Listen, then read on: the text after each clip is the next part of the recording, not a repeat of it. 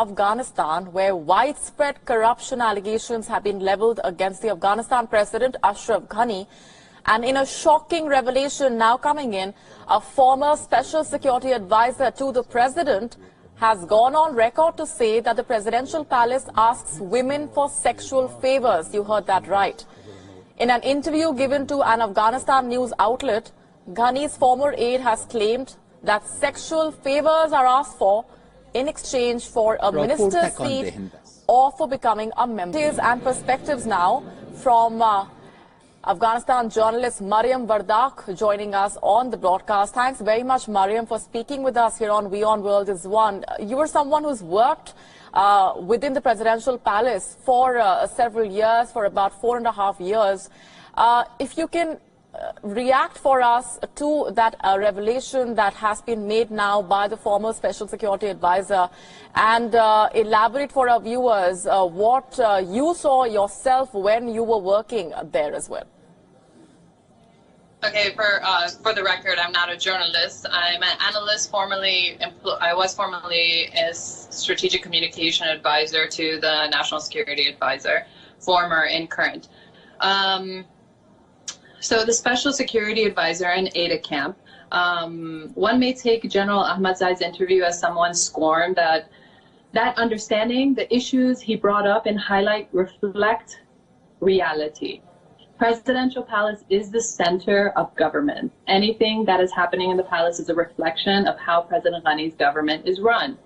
Unfortunately, General Eahmedzi enumerated that many pervert and corrupt activities that supposed individuals have a stranglehold of Ghani's government.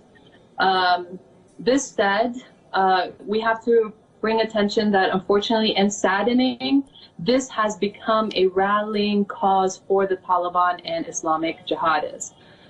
I believe that Afghan women should be concerned that the actions of very few could result in the cause of strengthening application of Sharia, as well as traditional archaic customs of isolating and denying the progress of Afghan women. So in my personal experience, I tried my best when I was at the Office of the National Security Council for my attire and my image to be extremely modest, culturally and religious attire, appropriate with no makeup. Perception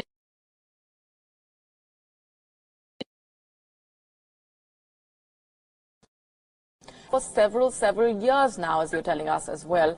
The concern here is that many people within the presidential palace who are currently working there would perhaps be absolutely fearful of speaking out in view of the action that possibly could be taken against them as well. So which is why all of this is kept under the wraps, it seems.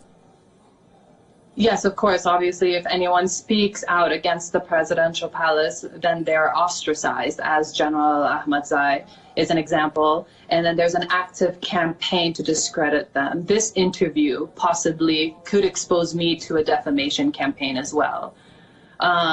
So if we look at the actual, if you reflect on the interview, General Eahmedzi is scorned because he was also a candidate for parliament, and he had all these documentations as he was one of the finalists, and that the list of final winners went to President Ghani, and President Ghani checked off on who should be and who shouldn't be in the final list. There was an active social media campaign, and there were certain candidates who were parachuted in, where real candidates with the constituency are now manifesting in front of the presidential walls for